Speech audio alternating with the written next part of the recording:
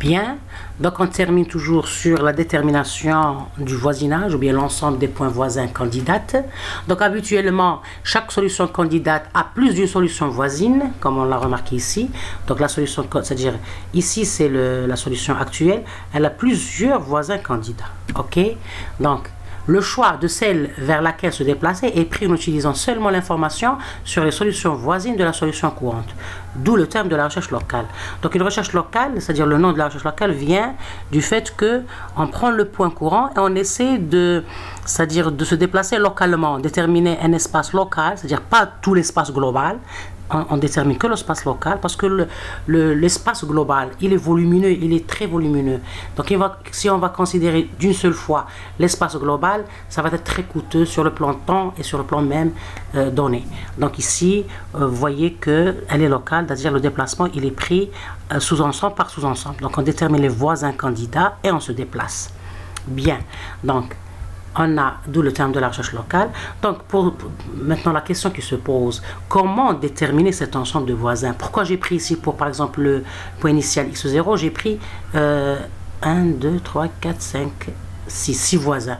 Je pouvais prendre 10, 20, 2. Donc, il y a plusieurs moyens de choisir ce voisin-là et plusieurs moyens de choisir l'ensemble c'est-à-dire des voisins candidats. Donc, dans la détermination du voisinage, on est en face de deux procédures. Premièrement, déterminer l'ensemble des points candidats, qui est le n de xi, c'est-à-dire l'ensemble des points voisins du point xi, qui est le point courant, la solution courante, c'est-à-dire de l'itération i. Et puis, comment choisir le bon voisin parmi cet ensemble de voisins, ou bien de points voisins. Donc, on a plusieurs façons de déterminer cet ensemble-là. On va voir ça dans des exemples illustratifs par la suite. Maintenant, pour choisir le meilleur voisin, on peut le faire soit d'une façon aléatoire, le choix est peut-être aléatoire d'un voisin parmi ceux qui améliorent la solution courante. Ça s'appelle first improvement, c'est-à-dire en anglais, c'est-à-dire la première amélioration. Donc, c'est un choix aléatoire. On prend un des voisins qui minimise la fonction objective. On va pas, c'est-à-dire c'est aléatoire, un random. La deuxième façon de le faire, on peut choisir le meilleur voisin qui améliore la solution courante. Best improvement. Ici, on teste la fonction objective de tous les voisins et prendre la meilleure. Ça, c'est plus coûteux sur le plan de calcul. Le premier choix, on fait un choix aléatoire d'un voisin qui valide la condition fxk plus 1, elle est inférieure à fxk, inférieure strictement. Ok? Bien. Donc, ce sont deux façons de le faire. Et bien sûr, on peut toujours améliorer la structure de le faire selon les données de notre problème de cas d'étude. Bien, parce qu'ici, je vous donne le principe de la recherche locale d'une façon globale, générale. Mais l'adaptation de la méthode de recherche locale à notre problème réel, qui est, c'est-à-dire entre nos mains, notre problématique, elle peut toujours être spécifiée selon les données de votre problème. Bien. Donc, maintenant, je vous donne quelques exemples d'application de la recherche locale. Il y a plusieurs, c'est-à-dire problèmes académiques qui utilisent cette procédure. Entre autres, il y a le problème de couverture de sommet, dans lequel une solution est un arbre recouvrant un graphe simple et l'objectif est de trouver la solution avec le nombre de nœuds minimum. C'est un problème académique, le problème de couverture de sommet. Il y a aussi le problème de voyageurs de commerce, ou bien le TSP. Travel Salesman Problem, où une solution est un cycle contenant tous les nœuds du graphe et l'objectif est de minimiser la longueur totale du cycle. Ces problèmes-là, c'est des problèmes un peu difficiles qui utilisent la méthode de recherche locale parce qu'elle converge rapidement vers une solution approchée. Il y a aussi le problème SAT, qui est un problème très connu dans la recherche scientifique, où une solution est une association et l'objectif est de maximiser le nombre de clauses vérifiées par l'association. Dans ce cas, la solution finale est celle qui satisfait toutes les clauses. Donc aussi, c'est un problème très utilisé et peut, c'est-à-dire être modéliser plusieurs problèmes réels. Bien, maintenant on va passer aux avantages de la méthode de recherche locale. Donc l'intérêt majeur de l'utilisation de la recherche locale est surtout sa capacité de trouver une solution acceptable, c'est-à-dire qui est de bonne qualité, mais dans un temps rapide, c'est-à-dire dans un temps raisonnable, qui est acceptable et qui est, c'est-à-dire pratique dans le réel. Donc une solution acceptable, c'est une solution sous-optimale, c'est-à-dire une solution approchée, mais qui est de bonne qualité. Donc ça, c'est l'avantage majeur de la recherche locale.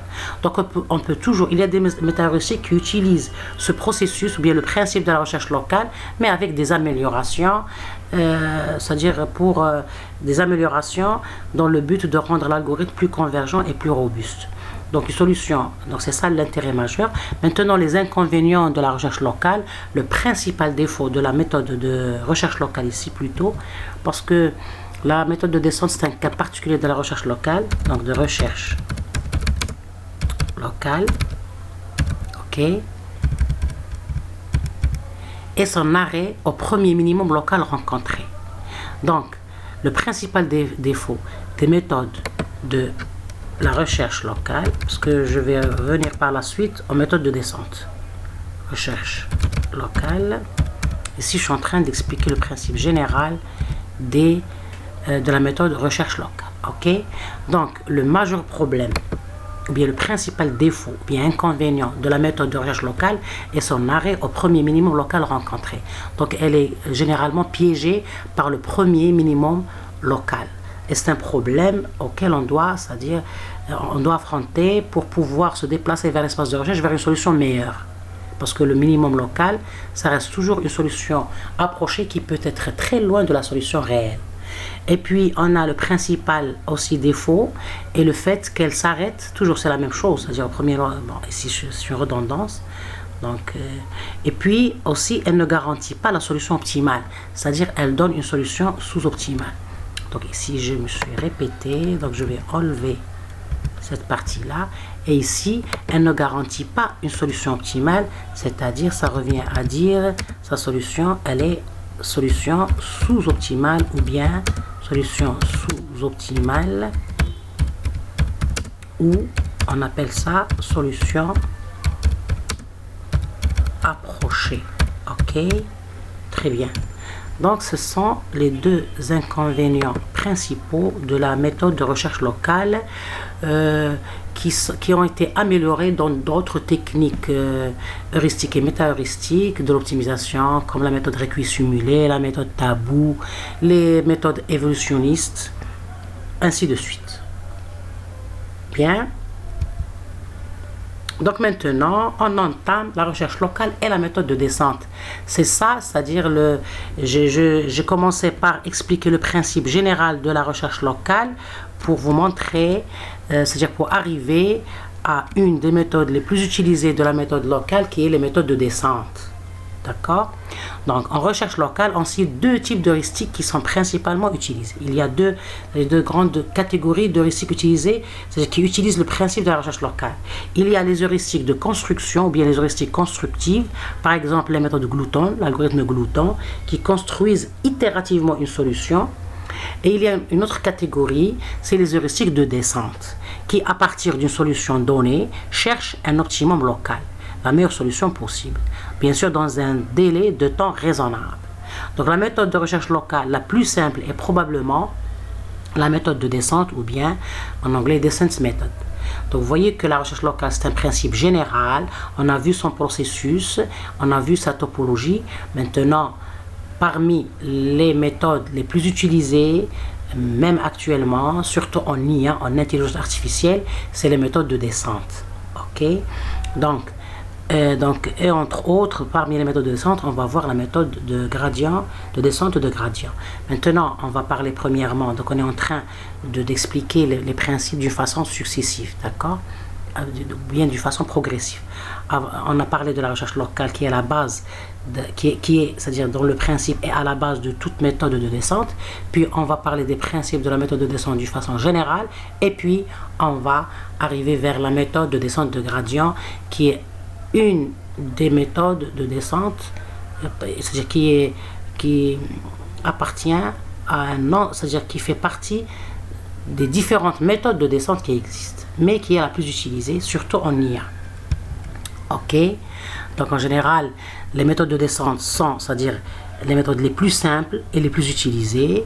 Donc on distingue différents types de descente en fonction bien sûr de la stratégie de génération de la solution de départ ou de la solution initiale et aussi de la détermination du voisinage et le déplacement dans ce voisinage, c'est-à-dire le parcours si on puisse dire.